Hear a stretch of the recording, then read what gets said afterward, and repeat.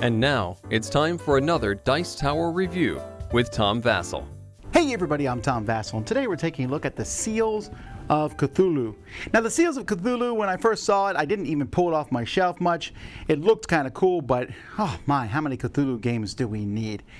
There is not a lack of Cthulhu games in the market for sure. The Arkham Mythos, Lovecraft stuff. But this one, when I pulled out and looked at it, I was like, oh, it's interesting. It's a two-player micro game, in which I mean it's a game in which you'll have 6 cards and you will play 5 of them. That's it. So you have 12 cards and 4 pieces, 4 influencer markers. And that's the whole game. Well, that's interesting, a small little 2-player game. But there's a lot of those out there too. Let's take a look.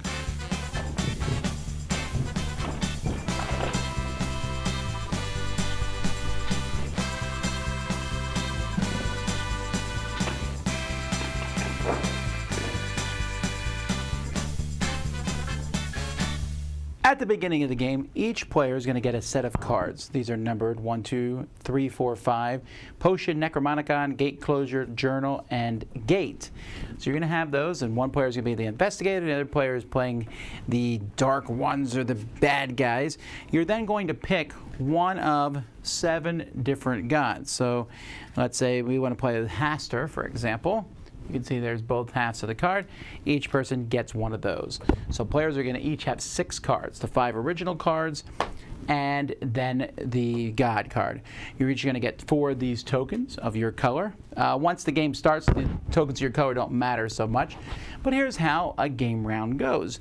I'll pick a card from my hand, I'll put it in front of myself, and I'll put a certain number of influence, which could be 0 next to it. So maybe I want to put 1.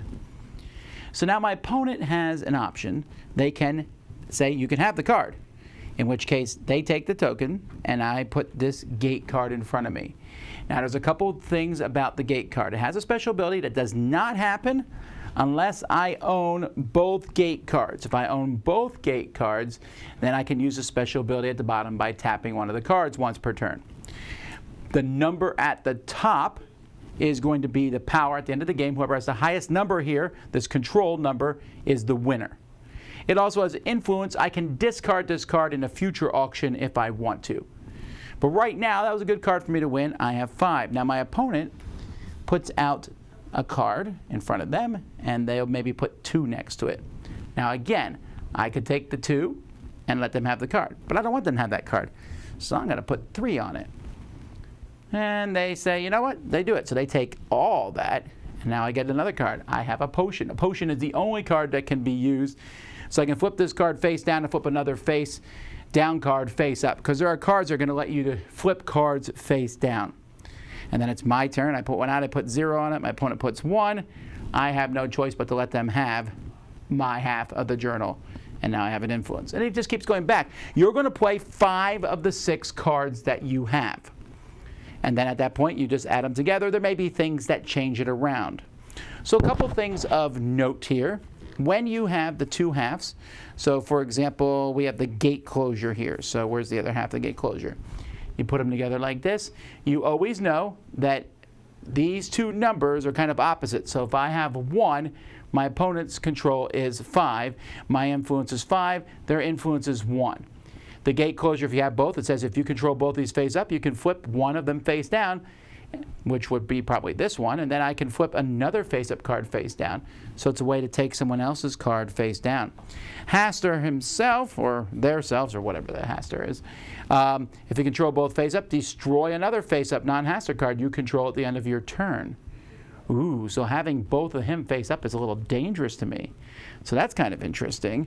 The Necromonicon here, if you have both cards face up, I can swap a face down card I control with 1 from my hand. Well, that's kind of a neat thing. And so that's what players are trying to do. You can also play where each player picks an investigator or a cultist at the beginning of the game that will give you a once per game special ability. So here at the end of the game, I can arrest any of my opponent's influencers that you control. So these tokens here. And you get 2 control points for 2 or 5 for 4. Now, my opponent knows I have that card, so they might be careful in letting me get their controllers. While they might have, at the end of your turn, you may swap your hand with your opponents. Your opponent always plays first. Well, that's interesting. So how do you do that? So that adds it. And also, like I said, you can play with all the different gods here, including Cthulhu themselves. If you control both face up, flip all your non-Cthulhu cards face down. But Cthulhu themselves is also 6 and 6. That's 12 points. That's a lot. That's how you play. The Seals of Cthulhu is one of the nicest productions I've ever seen, size-wise for sure. It has a sleeve on it, which is really cool. I'm not normally a big fan of sleeves, but this clear sleeve, putting the lock on the book. The book itself then has magnetic clasp here, and it just looks so good inside. They have all kinds of newspaper clippings inside, a letter, and the rule book, which is written really well. There's a bag that you could put all the cards in so that you can just carry it around. That's pretty easy. And then just the cards themselves, really good quality. Cards, big, simple, and easy to understand. You put them together, and you see a scary looking guy. All the special abilities are really clear. I don't need to look them up. Just hands down, amazing production.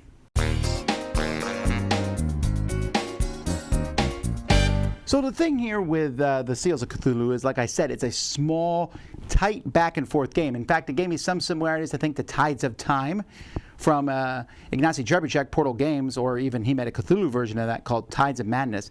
But this one feels unique. It's an auction game for 2 players. Very few of those. Not really as much an auction. It's more of a kind of bluffing back and forth. I'm giving you this card. It's worth a lot. And you know why? Because I put 2 influencers on it. I want you to take the influencer. I want the card. Are you going to call my bluff? And that's kind of how the whole game is. Try to bluff and double bluff. I have this half of a card that I got from you, and I have the other half in my hand. I'm going to play that because I want both halves. But you know I want both halves. But I don't bid on it at all. You can have it. And then you're like, well, I don't know. It's so interesting. It's this neat back and forth. And it also adds a good deal of replayability because you have the 7 different elder gods to pick from. And then you also have the different investigators and stuff. And I'll play with it all, honestly, because playing with everything is still not that complex.